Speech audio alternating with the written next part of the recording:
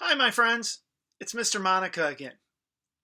Today I chose a story that reminds me of somebody who's very special to me, and that is my grandmother.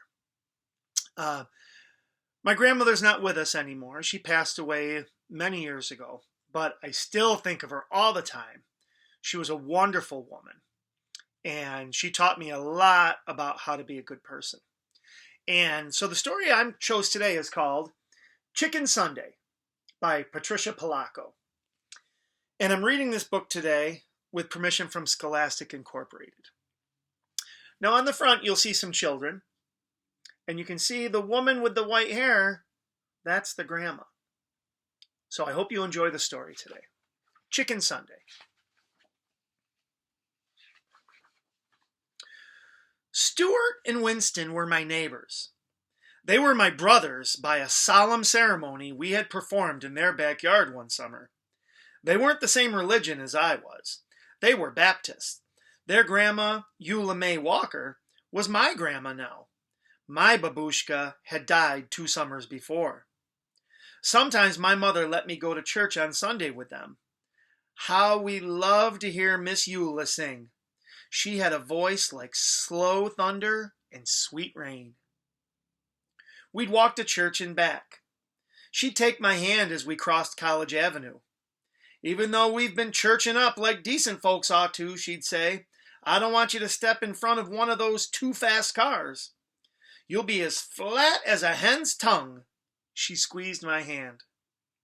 When we passed Mr. Kadinsky's hat shop, Miss Eula would always stop and look in the window at the wonderful hats. Then she'd sigh, and we'd walk on.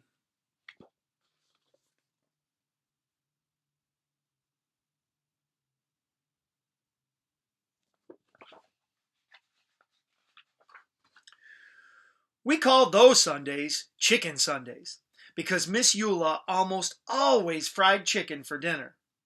There'd be collard greens with bacon, a big pot of Hoppin' John, corn on the cob, and fried spoon bread. One Sunday at the table, we watched her paper fan flutter back and forth, pulling moist chicken fried air along with it. She took a deep breath. Her skin glowed as she smiled. Then she told us something we already knew. That Easter bonnet in Mr. Kadinsky's window is the most beautiful I ever did see, she said, thoughtfully. So a bonnet is another name for a type of a hat. The 3 of us exchanged looks. We wanted to get her that hat more than anything in the world.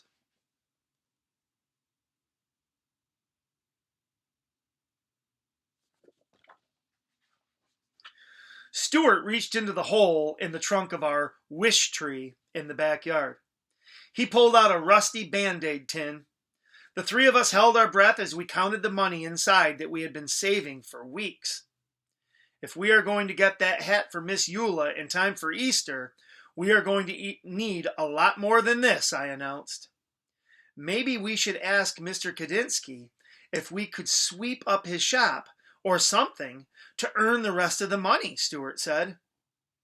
I don't know, Winnie said fearfully. He's such a strange old man. He never smiles at anyone.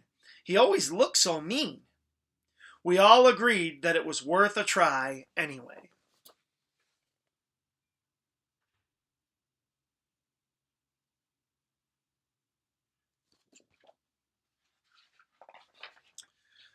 The next day, we took a shortcut down the alley and back of the hat shop. Bigger boys were there. They were yelling. Eggs flew past us and pelted Mr. Kadinsky's back door. Just as the boys ran away, the door flew open. Mr. Kadinsky glared straight at us. You there, he yelled. Why do you kids do things like this? It wasn't us, Stuart tried to say, but Mr. Kadinsky wouldn't listen to us. All I want to do is live my life in peace. I'm calling your grandmother, he shouted as he wagged his finger in Stuart's face.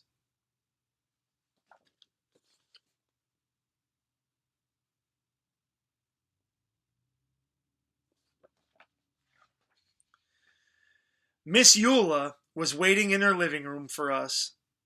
Miss Eula, we didn't throw those eggs, I sobbed. Some big boys did, Stuart sputtered. What were you doing at the back of his shop in the first place, she asked. We knew that we couldn't tell her the truth, so we just stood there and cried. She looked at us for a long while. Baby dears, I want to believe you. Heaven knows that I brought you children up to always tell the truth. If you say you didn't do it, then I believe you. It is too bad, though, she went on to say. That poor man has suffered so much in his life, he deserves more than eggs being thrown at him. You know, he thinks you threw the eggs. You'll have to show him that you are good people. You'll have to change his mind somehow.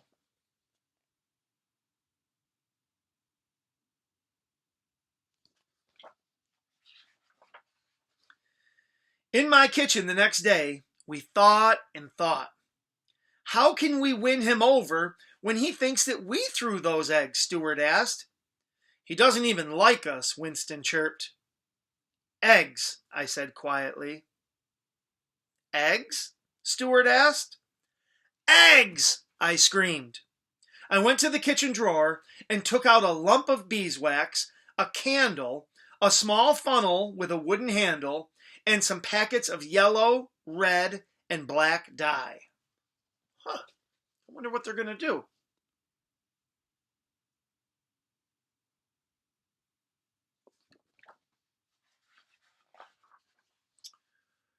Mom helped me show the boys how to decorate eggs the way my bubby had taught us. The way they do it in the old country. We made designs on the eggshells with hot wax, then dyed them, and finally melted the wax patterns off. We put the eggs in a basket, and even though we were afraid, marched into Mr. Kadinsky's shop and put them on the counter. This picture reminds me of something. I wonder if it reminds you of anything.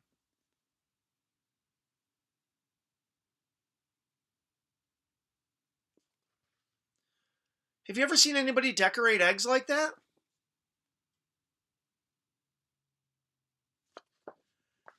That's right. Some of you may do it when you celebrate Easter.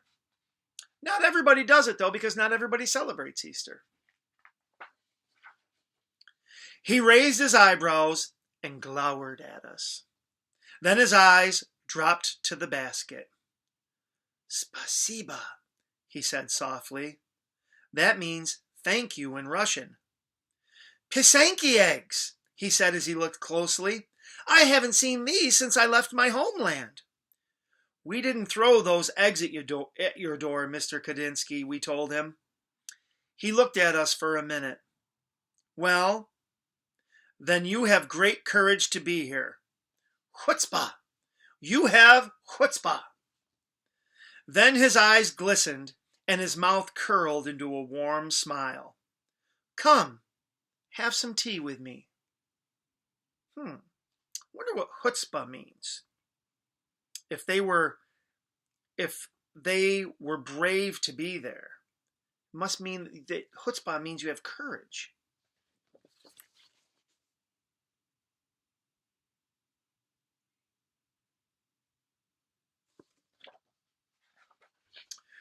We spent the whole afternoon talking together, having poppy seed cake and strong tea. He told us about his life. We told him about ours. When we finally got the courage to ask about doing odd jobs to earn some extra money, he apologized and told us that there was no work. We didn't tell him what we wanted the money for. It didn't seem the right thing to do. Our hearts sank. I tell you this, he said thoughtfully. These eggs are as beautiful as my hats. Stuart, Winnie, and I looked at each other. It is almost Easter, he went on to say. I'm sure that people would love these eggs. Set up a table and sell them right there in my shop.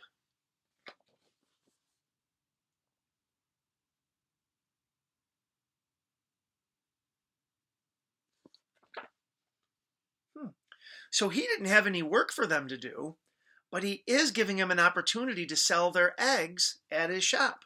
That way they can make some money. For the next few days, we worked very hard. We made almost a dozen Pisanki eggs. When people came in, they picked them up and said things like, beautiful, splendid, intricate, glorious. We sold them all in one single day.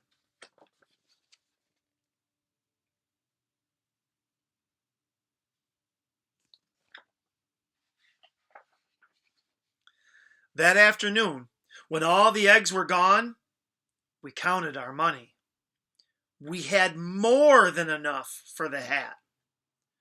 Just as we were about to tell Mr. Kadinsky that we wanted to buy the hat, he came out from the back room holding a beautiful hat box, gift wrapped. Keep your money, children, he said softly. I have seen Miss Eula admire this. It is for her, isn't it? Tell her that I know you are very good children. Such good children.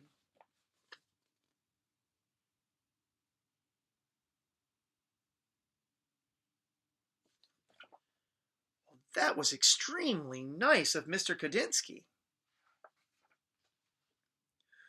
When Easter Sunday arrived, we thought our hearts would burst when we watched Miss Eula open the hat box. She held us close as big tears rolled down her cheeks.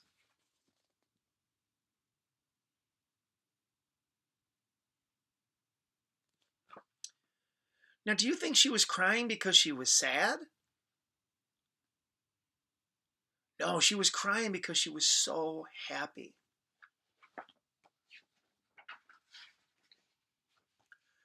Our hearts sang along with the choir that Sunday. She looked so beautiful in that hat. When it was time for her solo, we knew that she was singing just for us. Her voice was like slow thunder and sweet rain.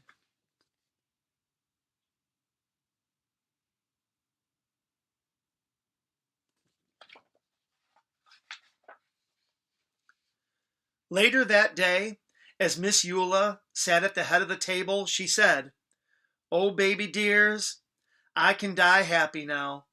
And after I'm dead on Chicken Sundays, I want you to boil up some chicken, bones, gravy, and all, and pour it over my grave.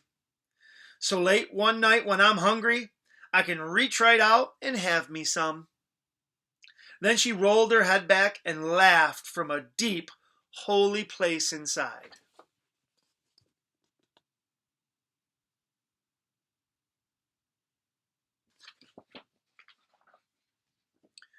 Winston, Stuart, and I are grown up now. Our old neighborhood has changed some, yet it's still familiar too. The freeway rumbles over the spot where Mr. Kadinsky's shop once stood. I think of him often and his glorious hats. We lost Miss Eula some time back, but every year we take some chicken soup up to Mountain View Cemetery and do just as she asked. Sometimes, when we are especially quiet inside, we can hear singing. It's a voice that sounds like slow thunder and sweet rain.